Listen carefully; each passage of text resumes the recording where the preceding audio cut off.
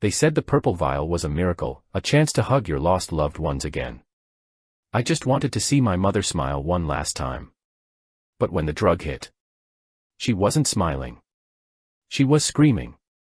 Something invisible was tearing chunks out of her soul right in my kitchen. And then, the thing eating her stopped, turned its head, and looked directly at me.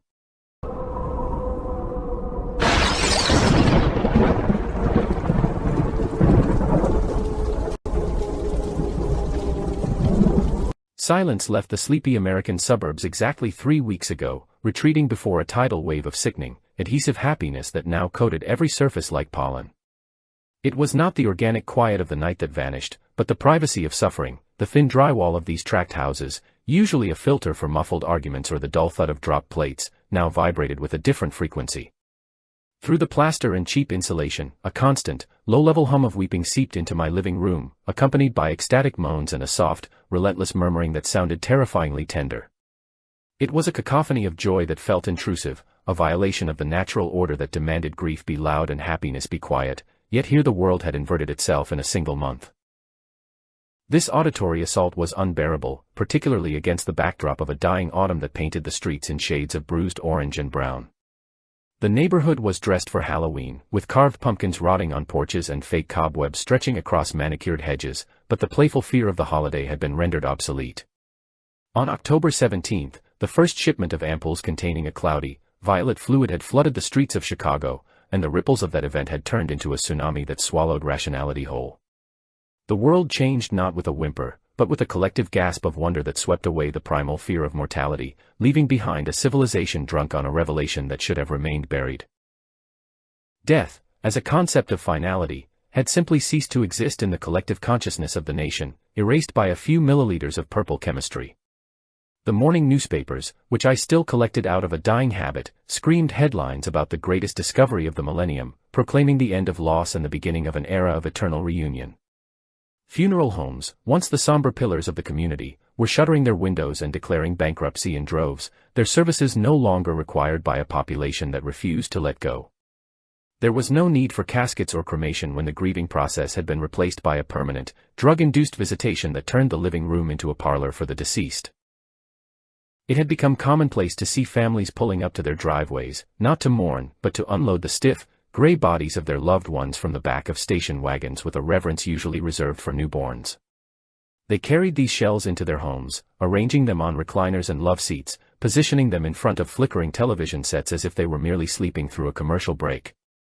The stench of decay was ignored, masked by the heavy scent of air fresheners and the overwhelming endorphin rush of the drug, which rewired the brain to ignore the biological reality of decomposition in favor of a hallucinated spiritual presence. From my window, I watched the neighbor across the street, a man who had buried his wife only a month prior to the outbreak. He sat by the window for hours, staring into the vacant, sunken orbits of her skull, tears streaming down his face not in sorrow, but in rapturous delight. Where I saw the drying skin and the rictus of rigor mortis, he saw a radiant gaze, a soul returned from the void to comfort him just in time for an early Thanksgiving.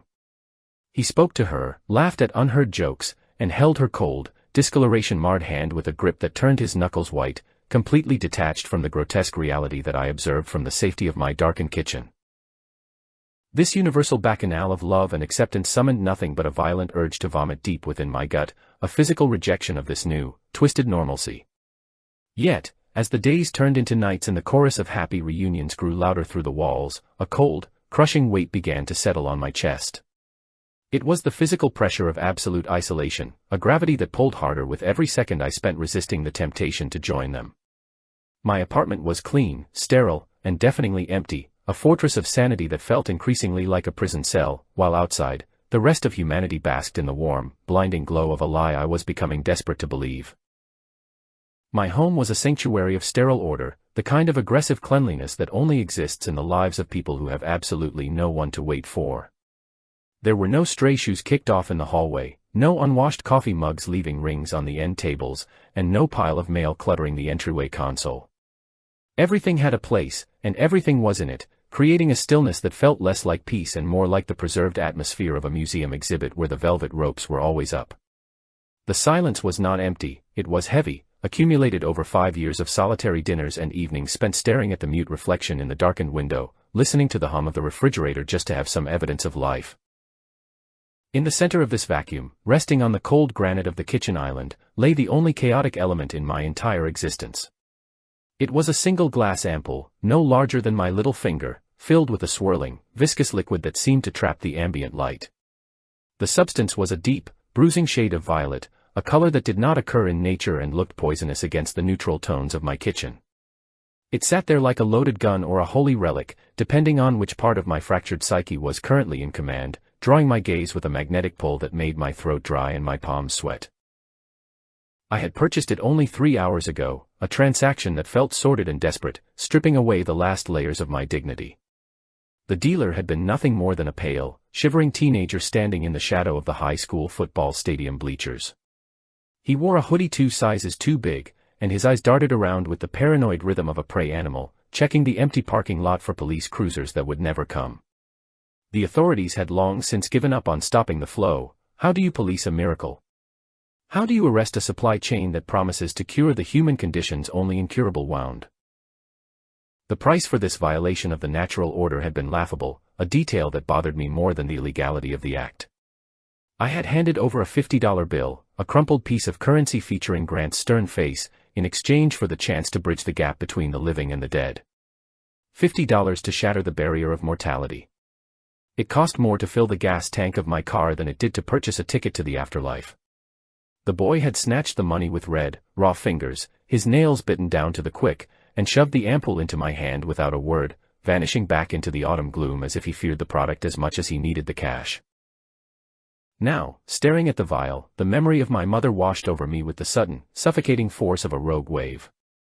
She had left this world 5 years ago, slipping away in a quiet, undramatic fade that somehow hurt more than a sudden tragedy. There had been no last words of profound wisdom, no cinematic farewells, just the slow cessation of breathing and the relentless beep of a monitor in a hospice room that smelled of antiseptic and despair. She left behind a legacy of unpaid medical bills that had taken me 3 years to clear and a collection of ceramic figurines that I couldn't bear to throw away but hated to look at. The apartment still occasionally held the phantom scent of her perfume, a cheap lavender cologne she had worn since the 70s. It was a sensory hallucination, I knew, born of grief and a brain desperate for familiarity, but it felt real. Sometimes, when I opened the hall closet to retrieve a coat, I would catch a whiff of it clinging to the fibers of her old wool cardigan, which hung there like a ghost in the darkness. That smell was the only piece of her I had left, a fading olfactory echo that grew fainter with every passing season, terrifying me with the knowledge that one day it would be gone entirely, and she would truly be dead. I looked at the purple liquid and felt a war waging between my ingrained, cynical rationality and a desperate, childlike desire to believe. The logical part of my brain, the part that paid taxes and understood how chemistry worked, screamed that this was a lie. It told me that the vision was just a massive synaptic misfire, a serotonin storm triggered by an unknown compound that cooked the brain into seeing what it wanted most. It was the American dream of eternal life packaged and sold to a populace too terrified to face the dark, a chemical comfort blanket for a society that had forgotten how to grieve. But then I looked out the window. Directly across the street, the lights were blazing in Mr. Henderson's living room, a spectacle that had been ongoing for 96 hours. Henderson was a sour, widower accountant who usually spent his evenings complaining about the neighborhood homeowner association fees or yelling at kids to stay off his dying lawn. He was a man made of grit and bitterness, grounded in the hard reality of numbers and ledgers.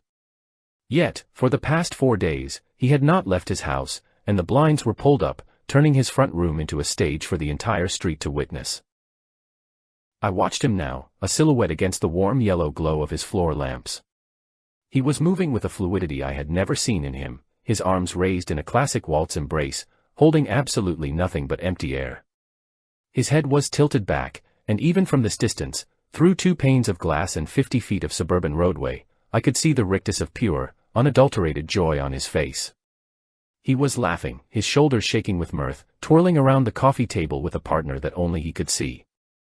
It was a display of madness that should have been chilling, yet it radiated a warmth that reached across the asphalt and clawed at my heart. If this was a mass hallucination, it was the most consistent and convincing delusion in the history of the human species. Everyone saw the same thing. Everyone saw their lost ones. There were no reports of people seeing pink elephants or melting walls. They saw grandmothers, husbands, children, and parents. The specificity of the experience argued against random chemical chaos. It suggested a door being opened, a frequency being tuned, rather than a mind being broken. I watched Henderson dip his invisible partner, his lips moving in a tender whisper I couldn't hear, and a pang of jealousy so sharp it felt like a physical blow struck me in the solar plexus. I wanted that deception. I wanted it with a hunger that eclipsed all reason and dignity. I wanted to stand in my kitchen and not feel the crushing weight of the silence. I wanted to look into the corner by the refrigerator and see my mother standing there, criticizing my cooking or asking why I hadn't found a nice girl yet. I wanted the banal, irritating, wonderful presence of another human being who loved me. The intellectual high ground of skepticism offered no warmth. It was a cold, barren peak where I stood alone, correct in my judgment but starving for connection. My hand moved across the granite countertop, acting almost of its own accord, detached from the paralyzed command center of my mind. My fingers were trembling, a subtle tremor that I couldn't suppress, betraying the terror vibrating just beneath the surface of my longing. I picked up the ampoule. The glass was cool and smooth, a marvel of modern manufacturing containing the supposed cure for death.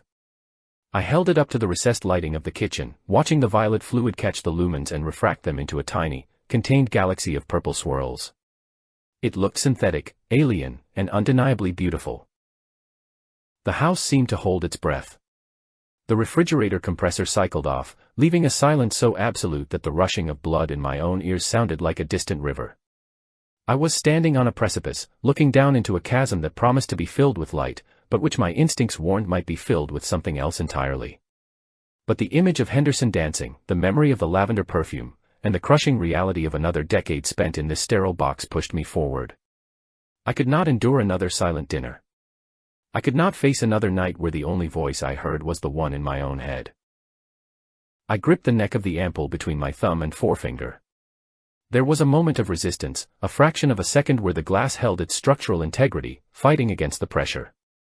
Then, with a sharp, distinct snap that sounded like a dry twig breaking in a winter forest, the top sheared off. I didn't cut myself, but the violence of the sound made me flinch. The barrier was broken. The seal was breached. Immediately, a scent hit me, rising from the open vial like a genie released from a bottle. It was not the chemical sting I had expected, nor was it the sweet aroma of flowers. It was sharp, metallic, and electric, the smell of ozone right before a thunderstorm, mixed with something ancient and copper-like, reminiscent of old pennies or dried blood. It made my nostrils flare and my eyes water, triggering a primal alert in the lizard brain that governs survival. It smelled like the air inside a high-voltage transformer room, dangerous and highly charged. I hesitated for one final heartbeat, the open ampoule hovering inches from my lips. This was the threshold. Once I swallowed this, there was no going back to the simple, ignorant grief I had known for 5 years. I would see what Henderson saw. I would know. The fear was a cold knot in my stomach, but the loneliness was a vast, consuming desert that I could no longer traverse. I tilted my head back, closed my eyes against the sterile perfection of my kitchen, and let the purple liquid slide into my mouth. The liquid hit the back of my throat with the violence of a physical assault, scorching the delicate mucous membranes as if I had swallowed a mouthful of molten lead mixed with jagged shards of silica. It was not merely unpleasant, it was a hostile invasion of my biology, a chemical weapon that tasted of cheap, rot-gut bourbon distilled through a car radiator and seasoned with broken glass. I gagged, my body's natural rejection reflex screaming in protest, but it was too late. The viscous fluid was already sliding down my esophagus, leaving a trail of fire that felt like it was cauterizing my insides. I gripped the edge of the countertop until my knuckles turned white, gasping for air that suddenly tasted too thin to sustain life, my eyes watering so heavily that the sterile kitchen blurred into a meaningless smear of gray and stainless steel. The regret was instantaneous and overwhelming, a wave of panic that I had just committed a slow, painful suicide in the privacy of my own home, fueled by grief and stupidity. But the regret was short-lived, replaced almost immediately by a sensation of profound dislocation, as if the gravitational constant of the universe had suddenly shifted 10 degrees to the left. The burning in my stomach ceased to be pain and transformed into a heavy, pulsating heat, a reactor core coming online deep within my gut. It radiated outward, racing through my bloodstream with impossible speed, electrifying my nerve endings until my skin felt too tight for my body. I tried to take a step back, to find a chair, but my equilibrium was gone. The floor beneath my feet felt spongy and unreliable, like the deck of a ship in a storm, and I had to lean heavily against the island to keep from collapsing. The world didn't just spin, it shuddered, a violent tectonic vibration that seemed to rattle the very atoms of the air around me, signaling the collapse of the barrier I had so foolishly breached. Then, the visual reality of the room began to dismantle itself. The air in front of my face rippled, a distortion wave that moved from the floor to the ceiling like heat rising off asphalt in the middle of July. It reminded me of the surface of Lake Michigan on a windy day, right after a heavy stone has been thrown into the dark water, a concentric, expanding warping of the light that bent the straight lines of the cabinetry into impossible curves. The solid, dependable architecture of my kitchen became fluid, behaving more like a reflection in a disturbed pool than a construct of wood and drywall. I blinked rapidly, trying to clear my vision, thinking that the tears were causing the distortion, but the wiping of my eyes did nothing to halt the disintegration of the physical laws I had known my entire life. As the ripples settled, a terrifying clarity took their place, accompanied by an explosion of color that assaulted my optic nerves. The muted beige of the walls and the gray of the slate floor, colors I had chosen for their neutrality, were suddenly imbued with a saturation that defied the visible spectrum. They didn't just reflect light, they seemed to emit it, glowing with an internal, radioactive intensity that hurt to look at. Outside the window, the neon sign of the corner liquor store, usually a dull and flickering red, transformed into a blinding beacon, a laser-sharp lance of crimson that pierced through the glass and sliced across my living room like a lightsaber. Every hue was dialed up to a level of intensity that the human brain was never meant to process, turning my drab apartment into a kaleidoscope of aggressive, screaming vibrancy. Simultaneously, the edges of everything sharpened with a predatory precision. The soft, rounded corners of the table, the handle of the refrigerator, even the individual leaves of the dying plant on the windowsill ceased to be background objects. They acquired a hyperreal definition, their outlines becoming razor-thin and menacing. It was as if the world had previously been viewed through a layer of gauze that had now been ripped away, revealing a universe of jagged edges and infinite complexity. I could see the microscopic texture of the granite counter, the individual pores in the paint on the wall, and the dust motes floating in the air, which now looked like glittering diamonds suspended in a thick, gelatinous ether. This new vision was not a hallucination, it felt like an unveiling, a terrifying upgrade to a high-definition reality where everything was dangerous and nothing was hidden. While my eyes were being overwhelmed, my ears were subjected to a sudden, jarring shift in the acoustic landscape. The familiar, ambient sounds of the city, the distant wail of a siren, the rhythmic whoosh of passing cars on the wet pavement, the barking of a dog down the block, were abruptly severed. It was not a gradual fading, it was as if someone had thrown a heavy soundproof switch, cutting the connection to the external world. In the vacuum left by the city's silence, a new sound emerged, rising from the floorboards and vibrating through the soles of my shoes. It was a low, resonant hum, a frequency so deep that it was felt more in the bones than heard with the ears. It sounded like the idle of a massive, subterranean machine, or the groaning of the Earth's crust under immense pressure, a fundamental vibration that suggested the house itself was alive and straining against its moorings. I squeezed my eyes shut for a moment, trying to center myself against the sensory onslaught, but when I opened them, the spatial dimensions of the kitchen had betrayed me completely. The room was breathing. The walls, which should have been fixed boundaries, appeared to have receded by yards, stretching the room into a cavernous hall that retained the features of my kitchen but on a grotesque, monumental scale. The ceiling seemed miles away, lost in a gathering gloom that the violently bright lights could not penetrate. I felt incredibly small, a microscopic intruder in a space that had expanded to accommodate something far larger than a human being. The perspective was all wrong, lines that should have been parallel now converged at impossible angles, creating a geometry that was nauseating to behold, a non-Euclidean nightmare that made me feel like I was falling while standing still. In the newly formed corners of this expanded space, where the shadows had deepened into pools of absolute black, I caught movement. It was peripheral at first, a suggestion of motion rather than a distinct shape, like the flutter of a moth's wing or the scuttling of a roach. The shadows were thickening, coagulating into forms that were almost liquid in nature, detaching themselves from the walls and undulating with a restless, hungry energy. I knew, with an instinct that bypassed logic, that I should be terrified of these shifting dark patches. I knew I should be running for the door, fleeing this house that had become a trap. But I ignored them. I forced my gaze away from the encroaching darkness, refusing to acknowledge the threat, because my attention had been captured by something far more important, something that eclipsed all fear and reason. There, standing in the center of the elongated room, directly in front of the humming, monolithic refrigerator, was my mother. She was not a transparent wisp or a fleeting shadow, she was solid, opaque, and heartbreakingly real. She looked exactly as she had in the years before the sickness took hold, before the chemotherapy stripped the hair from her head and the light from her eyes. She appeared to me filtered through the aesthetic of memory, possessing the slightly saturated, warm quality of an old Polaroid photograph that had been kept in a wallet for too long. The edges of her form were slightly soft, glowing with a faint, golden halo that separated her from the harsh, jagged reality of the kitchen, marking her as a visitor from a softer, kinder place. She was wearing the Sunday dress, the navy blue one with the small white polka dots that she had worn to every church service and family gathering for a decade. I could see the texture of the synthetic fabric, the way it draped over her shoulders, and the slight pull of the seams that she had mended herself a dozen times. It was a garment of comfort, a uniform of maternal stability that I had associated with safety and warmth for my entire childhood. Seeing it now, pristine and whole, brought a lump to my throat that threatened to choke me. It was the ultimate validation, the proof that the $50 and the burning throat and the terrifying distortion of the world were all worth it. She was here. The transaction had been successful. The universe had delivered the goods. My heart, which had been hammering a frantic rhythm of panic against my ribs, skipped a beat and then restarted with a new, desperate cadence. This was the moment of payoff.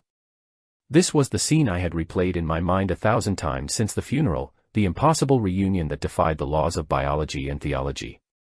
The fear of the shifting shadows and the vibrating walls evaporated, burned away by the sheer, blinding intensity of my need. I was no longer a frightened man in a drug-induced nightmare. I was a son who had been given a reprieve, a second chance to say the things that had been left unsaid in the sterile silence of the hospital room. The skepticism that had plagued me only minutes ago seemed like a distant memory, a foolish intellectual exercise that held no weight in the face of this tangible miracle. I took a tentative step forward, my legs trembling not from the drug but from the emotional magnitude of the encounter. The floor, still feeling spongy and wrong, absorbed my weight, but I barely noticed. My entire being was focused on her face, which was currently turned slightly away from me, looking toward the window where the neon light was blazing. I wanted her to turn. I wanted to see her eyes. I wanted to see that familiar, crinkling expression of recognition that signaled I was home and everything was going to be all right. I was projecting all my hopes, all my memories of her warmth and her infinite patience, onto the figure standing before me. I was rewriting reality with the ink of my desire, expecting the narrative to follow the script of a heartwarming redemption story. I expected the smile. That was the specific detail I was hunting for, the holy grail of this entire ordeal. I needed to see the soft upward curve of her lips, the genuine delight that she always showed when I walked into the room, regardless of how much trouble I had been in or how long it had been since I visited. I needed that smile to absolve me of my guilt, to tell me that my absence at the very end hadn't mattered, that I was still her boy. I wanted the light of her presence to banish the cold shadows gathering in the corners of the room. I wanted the peace that the newspapers and the neighbors had promised, the serene, beautiful closure that would allow me to finally sleep through the night without the aid of whiskey.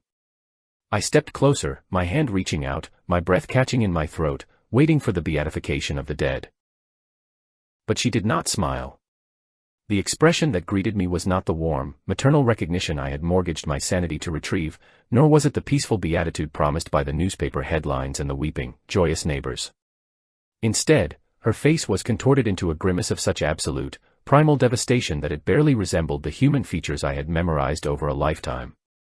It was a look of animalistic terror, the kind of raw, unfilmed panic one might see in the eyes of a deer caught in the jaws of a wolf, stripped of all higher consciousness and reduced to the singular, screaming imperative of survival. Her skin, which I had perceived as glowing moments before, now appeared stretched to the breaking point over her cheekbones, taut and translucent, as if the sheer pressure of her fear was trying to tear her spirit apart from the inside out. Her mouth was the centerpiece of this horror, a dark, gaping cavern that was stretched open far beyond the limits of anatomical possibility. It was locked in a silent, unending shriek, the jaw unhinged in a way that suggested the ligaments had long since snapped under the strain of her agony. There was no breath entering or leaving that mouth, no rhythmic rise and fall of the chest that accompanies the weeping of the living. There was only a static, frozen vibration of pure despair. Her tongue lolled in the darkness of her throat, spasming uncontrollably, while her lips were pulled back so severely that her gums were exposed, giving her the appearance of a snarling, cornered beast rather than the gentle woman who had taught me how to tie my shoes. Her eyes, those soft brown eyes that had been the anchor of my world, were now unrecognizable spheres of madness. They bulged from their sockets, white and terrifyingly large, darting with a frantic, stroboscopic speed that defied tracking. They were not looking at me, they were not looking at anything in this physical dimension. They were fixed on a point just beyond my shoulder, then to her left, then above her, tracking the movements of invisible assailants with a desperation that turned my blood to ice. The pupils were blown wide, swallowing the iris, creating twin tunnels of infinite blackness that reflected a torture I could not yet see but was beginning to feel radiating from her like heat from a blast furnace. I froze, my hands gripping the edge of the granite countertop with enough force to crack a fingernail, the pain barely registering against the shock of the tableau before me. This was not the reunion scene from a sentimental drama, this was an autopsy of the soul performed without anesthesia. The crushing weight of cognitive dissonance slammed into me, nearly buckling my knees. I had expected a hug, a whisper, a moment of closure. Instead, I was witnessing a perpetual state of execution. The golden halo I had imagined was actually the fever sweat of a prey animal running for its life, and the dance the neighbors were performing was a pantomime of this desperate, flailing defense. Around her, the air began to betray the secret of her torment. The atmosphere, which had thickened when the drug first took hold, now started to curdle and clot into distinct, semi-transparent shapes. They were not solid in the way the furniture was solid, they were oily, shimmering distortions that looked like gasoline floating on water, refracting the light in nauseating rainbows of bruise purple and bile green. These figures had no fixed anatomy, no faces or limbs that a human mind could categorize. They were amorphous clouds of malice, shifting and boiling like tar, constantly reconfiguring themselves into geometries of pain, spikes, serrated edges, and whipping tendrils that lashed out with blinding speed. These parasitic entities swarmed around her like a hive of hyperdimensional hornets, their movements jerky and aggressive. I watched in paralyzed horror as one of the oily smudges elongated, forming a lance of jagged shadow that struck my mother in the shoulder. It didn't just hit her, it sank into her, passing through the spectral fabric of her Sunday dress and burying itself deep within her glowing form. She flinched violently, her body bowing backward in a spasm of agony that was terrible to behold, her hands clawing futilely at the wound where the entity was feeding. There was no blood, only a sudden dimming of her internal light, a flickering as if the power source of her soul was being drained. The space around her became a frenzied kill zone. More of the shapes converged, sensing blood in the water, their movements becoming more frantic and greedy. They resembled clouds of iron filings drawn to a magnet, snapping and biting at her exposed skin. I saw a cluster of them attached to her arm, their forms merging into a pulsating mass of dark slime that seemed to chew on her essence. She thrashed wildly, swinging her arms in erratic, windmill motions, trying to dislodge the invisible predators. Her hands passed through them, finding no purchase on their fluid forms, while they bit and tore at her with impunity, immune to her defenses and indifferent to her suffering. She tried to run.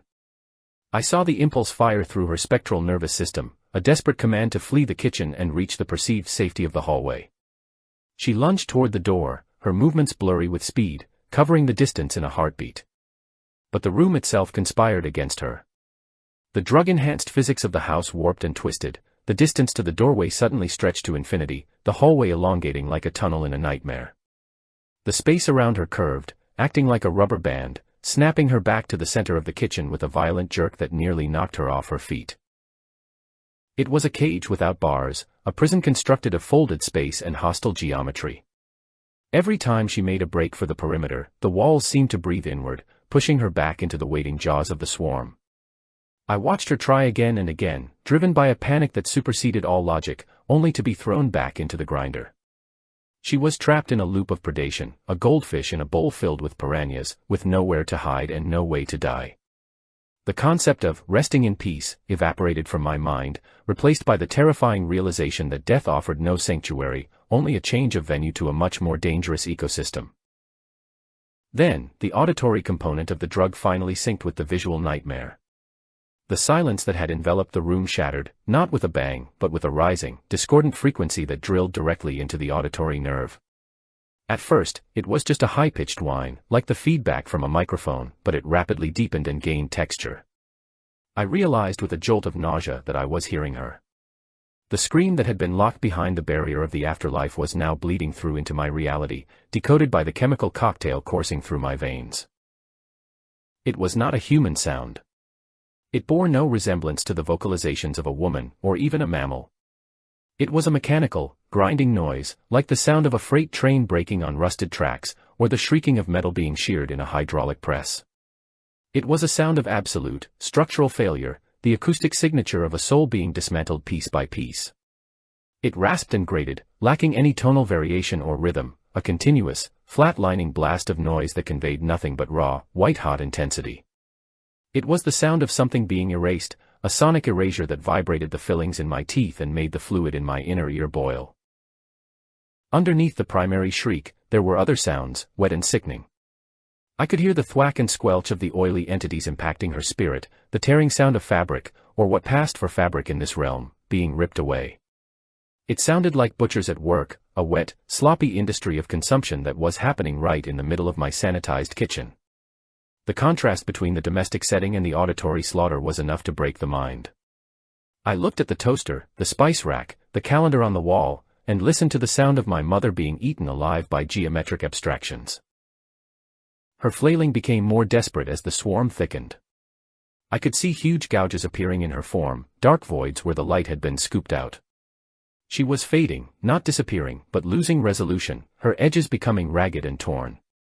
The predators were stripping her down, peeling away layers of memory and personality to get to the core energy beneath. And through it all, she did not look at me. She did not know I was there. I was a ghost to her, an irrelevance in the face of her immediate, overwhelming agony.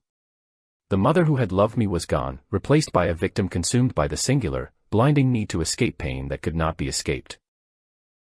The horror of the situation was compounded by the sudden, sickening understanding of what my neighbors were doing. The man across the street, dancing in his living room, he was seeing this. He was watching his wife being torn apart, hearing this metallic screaming, and his drugged, broken brain was reinterpreting it as joy. He was mistaking the flailing of a dying animal for the embrace of a lover. He was holding hands with a woman who was trying to claw his face off to get away from the monsters eating her back. The drug didn't just open the eyes, it lobotomized the empathy, turning the witness into a smiling voyeur of eternal torture. I wanted to scream, to add my own human voice to the mechanical cacophony filling the room, but my throat was paralyzed. I was locked in a state of witness, forced to observe every detail of the atrocity. I saw a cluster of the dark shapes merge into a ring around her neck, tightening like a noose of black wire. She clawed at her throat, her fingers passing through the shadow matter, her mouth opening even wider in a crescendo of silent static. The sound in my head rose to a deafening pitch, a squeal of tortured physics that threatened to burst my eardrums. The peace of the grave was a lie. The quiet dignity of the cemetery was a facade covering a slaughterhouse floor. We had been sending our loved ones not to a better place, but to an arena. I looked at the woman who had given me life, who had sacrificed everything for my happiness, and I saw her reduced to fodder. She was not an ancestor to be worshipped, she was a resource to be harvested. The endless hunt was on, and she was the prey, running on a treadmill of despair that had no off switch, no finish line, and no mercy. The drug pumped through my heart, making every detail sharper, every sound louder, ensuring I would miss nothing of her damnation. The realization did not arrive as a spark of intuition, but rather as a crushing physical weight, comparable to a slab of cold concrete being dropped directly onto my consciousness. It was a suffocating epiphany that drove the air from my lungs and replaced it with the dense, icy fluid of absolute dread. The drug, this violet concoction peddled by teenagers and sought after by grieving widows, was not a hallucinogen in the traditional sense. It did not synthesize demons from the dark recesses of the subconscious, nor did it paint the world in the chaotic colors of a fever dream. It did something far worse, something scientifically blasphemous.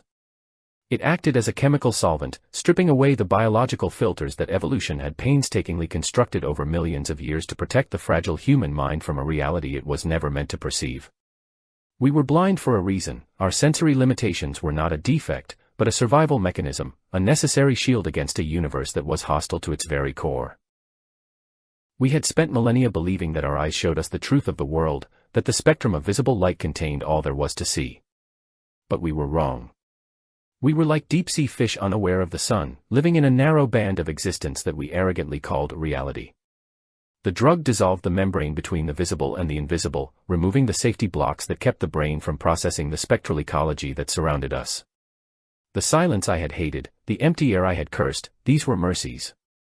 They were the walls of a nursery, designed to keep the infants safe from the wolves prowling just outside the door. And now, for the price of $50, I had torn down the walls and invited the wolves in, proving that ignorance was not just bliss, but the only thing keeping the species from mass insanity. This horrifying clarity forced me to reinterpret everything I had witnessed over the last 3 weeks. The chaotic scenes in the suburbs, the headlines, the behavior of my neighbors, it all clicked into a grotesque, logical focus. The people across the street, the families I had envied for their tearful, joyous reunions, were not witnessing a miracle. They were witnessing the exact same atrocity that was currently unfolding in my kitchen. The difference lay in the interpretation. The drug flooded the living brain with such a potent cocktail of dopamine and serotonin that it forcibly overwrote the emotional response to the visual input. It acted as a jammer, scrambling the signal of terror and replacing it with a synthetic, overpowering signal of euphoria. They were seeing their loved ones screaming, but their chemically hijacked brains were telling them they were seeing smiles. I thought of Mr. Henderson, the neighbor I had watched with such jealous bitterness only hours ago. I had seen him dancing, spinning in his living room with a look of rapturous love on his face. My new vision stripped away the romantic veneer of that memory. He hadn't been waltzing. He had been grappling. His wife, or the thing that remained of her, had been thrashing in the grip of these invisible predators, frantically trying to pull away, to run, to escape the torment. Henderson, blind to the monsters but seeing her form, had interpreted her desperate struggles as an invitation to dance.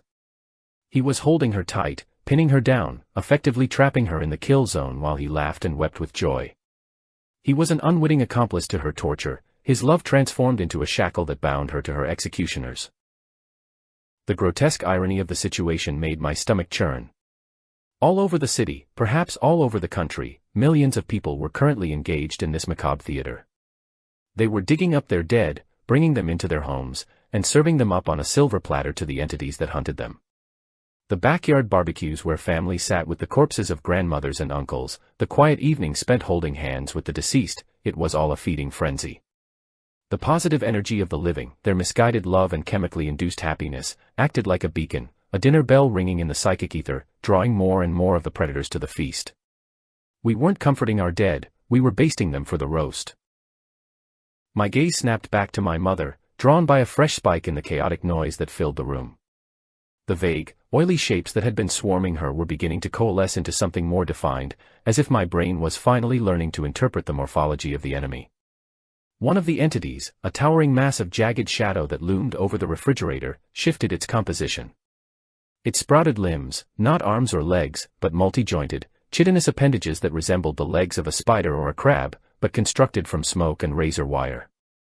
These limbs did not move with biological fluidity, they snapped into position with mechanical precision, clicking and twitching with an eagerness that was nauseating to watch. I watched in paralyzed horror as one of these segmented limbs lashed out, moving faster than a striking cobra. The tip, sharp and glistening with a dark, necrotic energy, plunged into my mother's chest.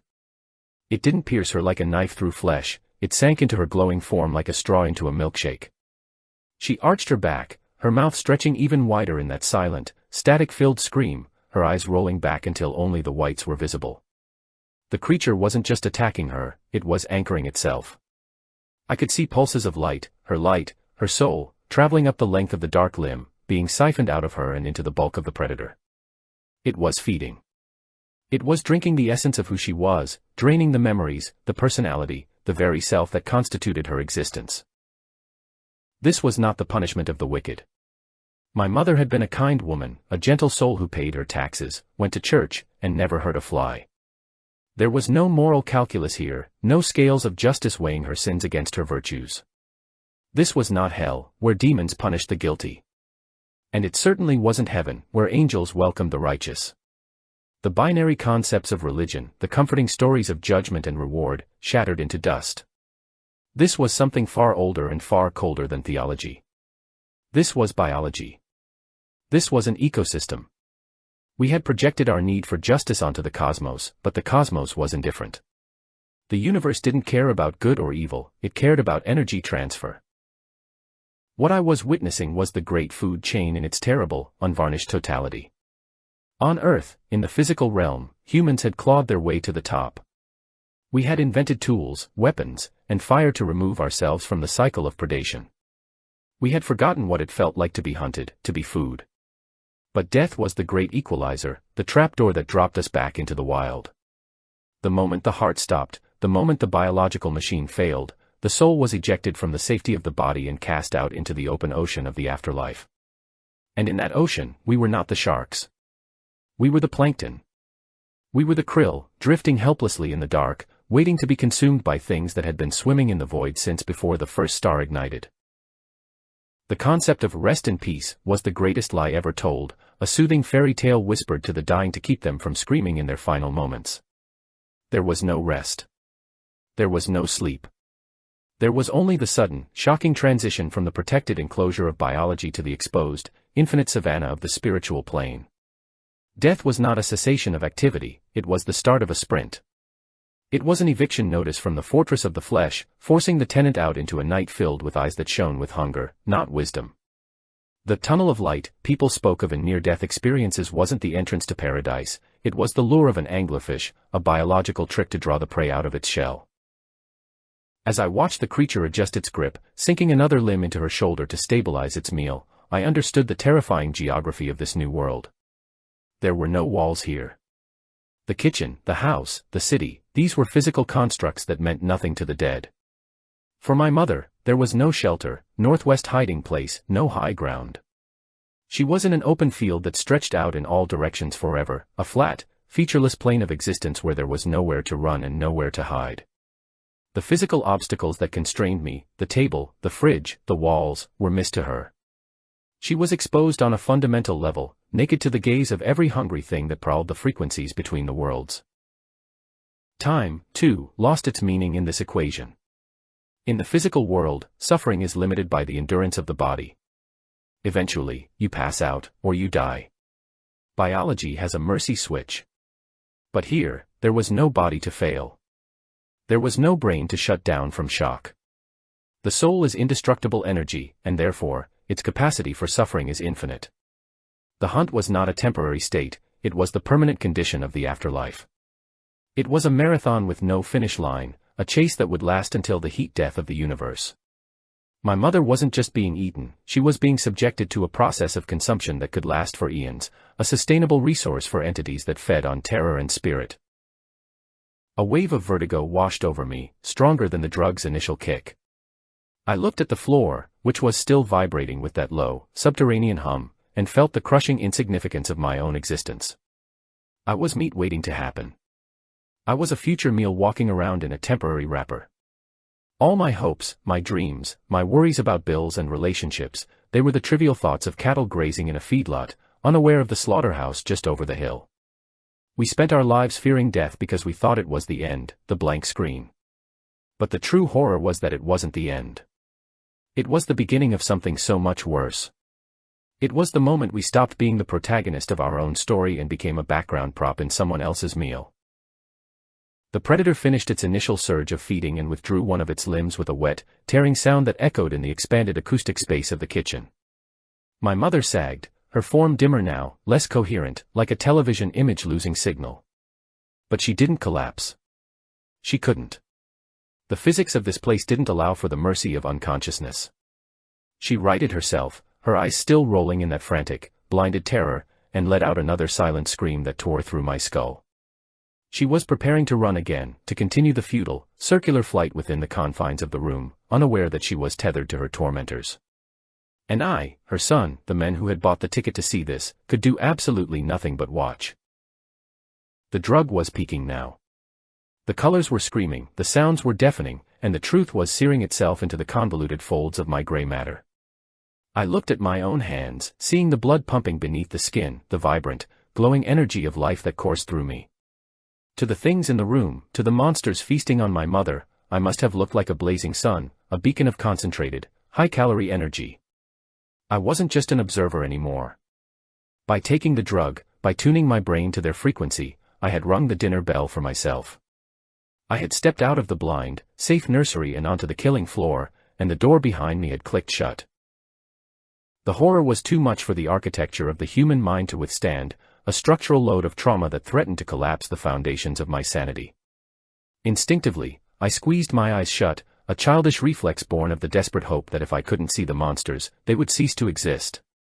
I clenched my eyelids so tight that stars exploded in the darkness, praying for the return of the comforting, obliterating black. But the darkness never came. The drug had rewired the optical pathways of my brain, bypassing the physical limitations of the eye itself. My eyelids, usually opaque curtains of flesh, had been rendered as transparent as cellophane. I could see through the blood vessels, through the thin layer of skin, and out into the screaming world beyond. Closing my eyes didn't shut out the nightmare, it only added a red, veiny filter to the atrocity, a biological overlay that made the scene look even more visceral and gory.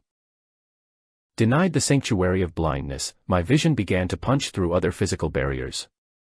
The drug was peaking, dissolving the material world into a mist of translucent geometry. The drywall of my kitchen, the plaster of the ceiling, the brick facade of the building, all of it faded into ghost-like outlines.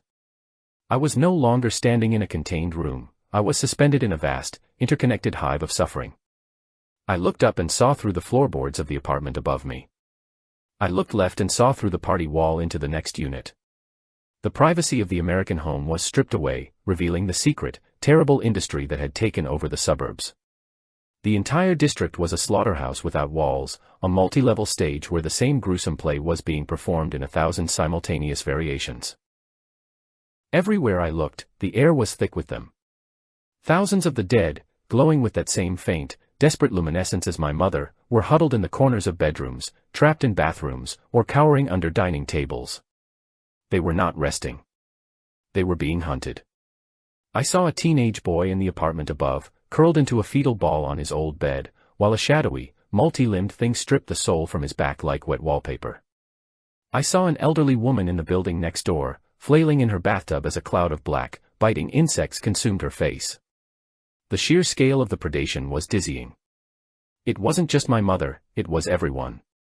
Every single person who had ever died and been called back by their grieving relatives was trapped in this relentless, agonizing present.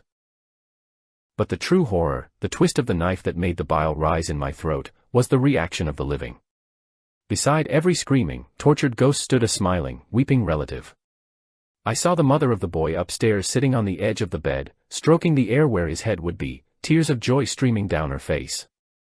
She was murmuring words of love, completely oblivious to the fact that her son was being flayed alive inches from her fingers.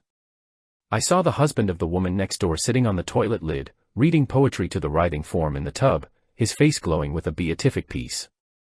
Their ignorance was absolute, a chemical shield that translated the vibrations of agony into the warm fuzz of reunion. It was a symbiotic cycle of damnation. The joy of the living was fueling the feast. I could see it, ribbons of bright, golden energy flowing from the happy relatives, feeding into the room. This emotional output acted like a seasoning, a garnish that attracted the predators. The happier the living were, the more intense the suffering of the dead became, and the more frenzied the feeding of the entities. We were not just witnesses, we were batteries. Our grief, transformed into artificial joy by the drug, was the power source for this metaphysical grinder. We had invited our loved ones back not to save them, but to serve them up on a platter of good intentions, marinating them in our love so they would taste better to the things that lived in the dark. My gaze snapped back to my own kitchen, drawn by a sudden shift in the atmosphere. My mother had stopped her frantic, circular running.